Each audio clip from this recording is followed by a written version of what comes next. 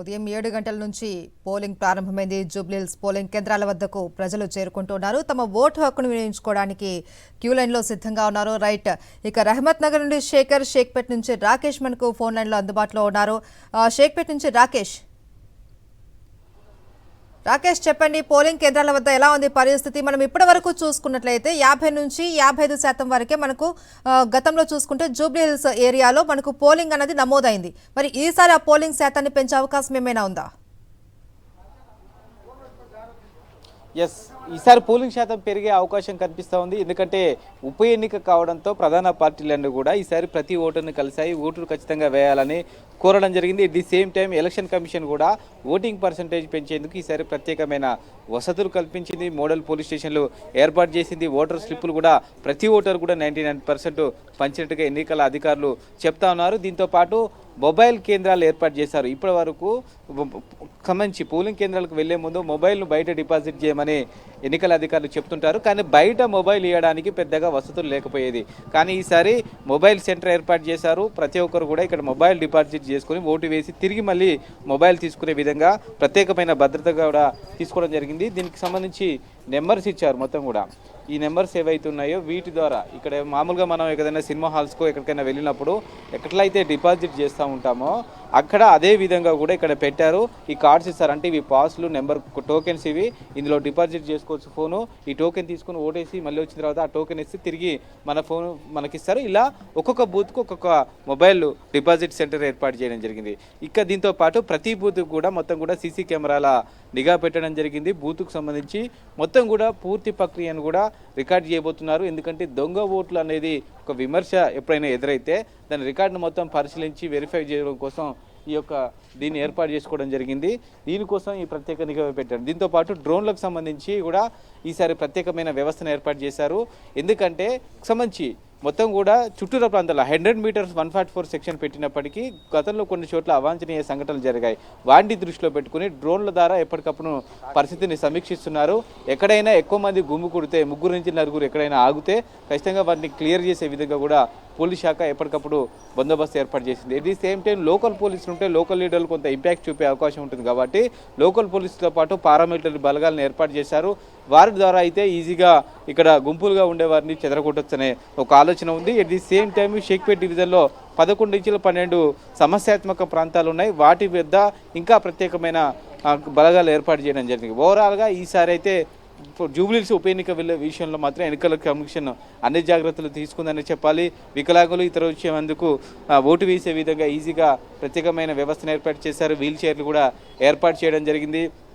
అలాగే 13 రకాల voter ID కార్డులను కూడా చూపెట్టారు. గుర్తింపు కార్డులు ఏవైతున్నాయో 13 రకాల ఎన్నికల సంఘం చూపెట్టినవి అందులో ఏదైనా చూపెట్టి ఓటు వేయచ్చు. ఓటర్ స్లిప్ లేకున్నా కానీ ఓటర్ ఐడి నెంబర్ ఉంటే సరిపోతుంది అనేది ఎన్నికల కమిషన్ చెప్తా ఉంది. ఓవరాల్గా ప్రస్తుతం మనం ఈ 20 నిమిషాల వాతావరణం చూస్తే స్పష్టంగా అర్థమవుతుంది. చాలామంది కూడా మనకు క్యూ లైన్లో అక్కడ కనిపిస్తున్నారు. నిజానికి గతంలో మనం సాధారణ ఎన్నికల్లో చూసాము. జూబ్లీహిల్స్ ఎన్నికల కవరేజ్ సందర్భంగా 7 గంటలకు పోలింగ్ స్టార్ట్ అయినప్పటికీ 8 గంటల వరకు కూడా మందకోడిగా అప్పుడప్పుడు ఒక్కొక్కరు వచ్చి ఓటు వేసిన సందర్భం. కానీ ఈరోజు మాత్రం పోలింగ్ ప్రారంభమైన 7 గంటల నుంచేలే 20 నిమిషాలలో దాదాపుగా ఇప్పటివరకు 100 నుంచి 120 మంది ఈ పోలింగ్ కేంద్రానికి వచ్చి ఓటు హక్కు వినియోగించుకున్న పరిస్థితి కనబడుతూ ఉంది. దీన్ని బట్టి చూస్తే అర్థమవుతోంది ఖచ్చితంగా ఈసారి 65 నుంచి 70% వరకు పోలింగ్ ఖచ్చితంగా నమోదవుతుంది అనేది ఈ పోలింగ్ సెల్ని చూస్తే అర్థమవుతుంది.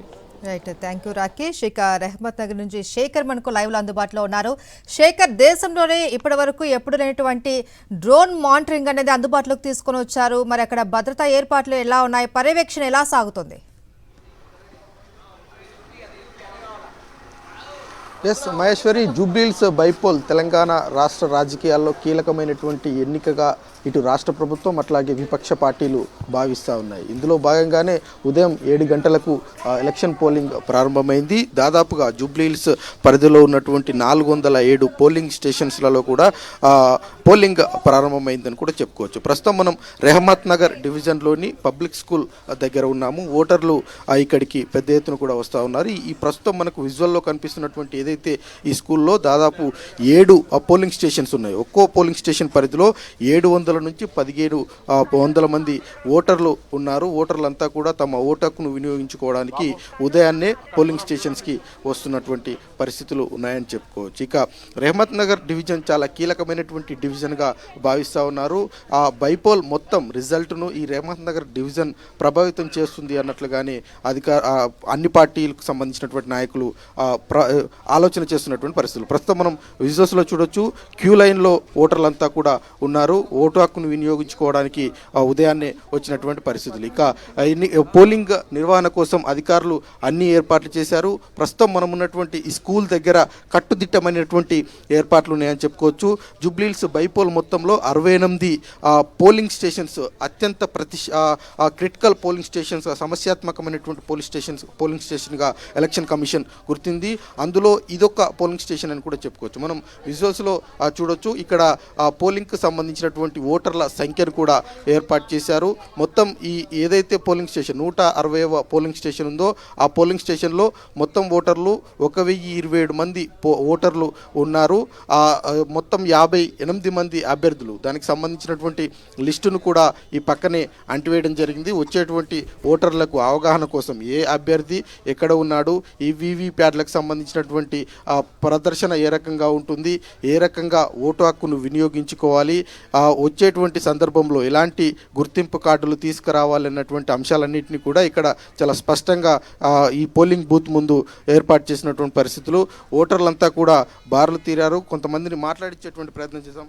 ఎక్కడి నుంచి వస్తున్నారు? రెహమత్ నగర్ అండి డివిజన్.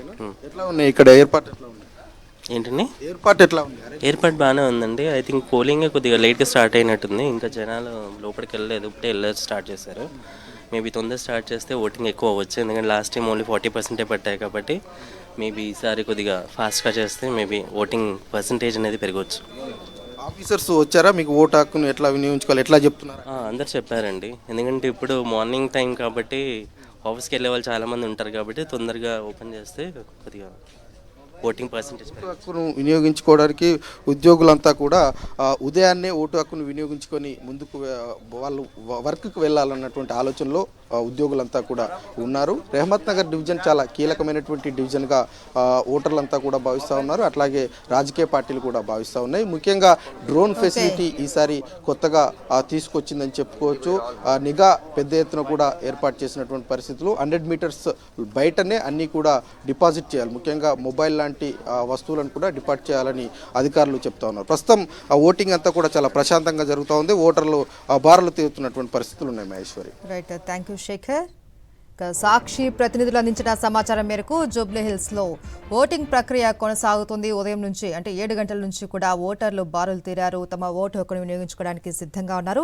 రైట్, ఇక యూసుఫ్గూడలో విక్రమ్ మనకు లైవ్లో అందుబాటులో ఉన్నారు. విక్రమ్, యూసుఫ్గూడలో పరిస్థితి ఎలా ఉంది? పోలింగ్ శాతాన్ని పెంచడానికి ఎలాంటి ఏర్పాట్లు చేశారు? మహేశ్వరి, మనం చూసుకోవచ్చు 216, 217, 218 పోలింగ్ బూత్ వద్ద ఉన్నాం ప్రస్తుతం. నాజర్ స్కూల్ వద్ద ఇక్కడే కాంగ్రెస్ అభ్యర్థి నవీన్ కుమార్ యాదవ్ కూడా 9 గంటల ప్రాంతంలో ఓటు హక్కు వినియోగించుకోబోతున్నారు. మనం చూసుకోవచ్చు ఉదయం నుంచి చాలా ప్రశాంతంగానే మందకోడిగానే పోలింగ్ ప్రారంభమైనట్టు స్పష్టంగా అర్థమవుతుంది. ఉదయం నుంచి కూడా మాక్ పోలింగ్ ప్రక్రియ కూడా పూర్తి చేసి పోలింగ్ ప్రశాంతంగా ప్రారంభమైంది. ఎక్కడ ఎలాంటి అవాంఛనీయ సంఘటనలు జరగకుండా పూర్తి స్థాయిలో పోలీసు బందోబస్తును కూడా ఏర్పాటు చేశారు. అదేవిధంగా మనం చూసుకోవచ్చు డ్రోన్ల సహాయంతో సమస్యాత్మక పోలింగ్ కేంద్రాలకు సంబంధించి ఎక్కడ కూడా ఎలాంటి అలజడి అవాంఛనీయ సంఘటనలు జరగకుండా డ్రోన్ కెమెరాలను కూడా ఈసారి వాడుతున్నారు. అదేవిధంగా వెబ్ కాస్టింగ్ ద్వారా ఎప్పటికప్పుడు ఎక్కడ ఎలాంటి సంఘటన జరిగినా కంట్రోల్ రూమ్ దగ్గర జిహెచ్ఎంసీలో ఒక కంట్రోల్ రూమ్ ఏర్పాటు చేశారు. కంట్రోల్ రూమ్ నుంచి కూడా ఎక్కడికక్కడ ఆపరేట్ చేస్తున్న పరిస్థితి అయితే ఉంది. మొత్తంగా పోలింగ్ కేంద్రాల వద్ద ఎలాంటి అవాంఛనీయ సంఘటనలు జరగకుండా పోలీసు బందోబస్తు పెట్టడము, వెబ్ కాస్టింగు, ఆ తర్వాత డ్రోన్ కెమెరాల ద్వారా కూడా పర్యవేక్షణ చేయడం ఈసారి చూసుకోవచ్చు. అదేవిధంగా పోలింగ్ కేంద్రానికి 100 మీటర్ల దూరంలో 144 సెక్షన్ విధించడం జరిగింది. ఎక్కడ మనం చూసుకోవచ్చు పోలింగ్ కేంద్రాన్ని లోపలికి కూడా ఓటర్ ఐడి కానీ ఎలాంటి అనుమతి లేకుండా ఎవరిని కూడా అనుమతించని పరిస్థితి అయితే ఉంది. మొత్తంగా జూబ్లీహిల్స్ ఉప ఎన్నిక అయితే చాలా ప్రశాంతంగా మందకోడిగానే ప్రారంభమైందని చెప్పుకోవచ్చు. Maheshwari. Right, thank you Vikram.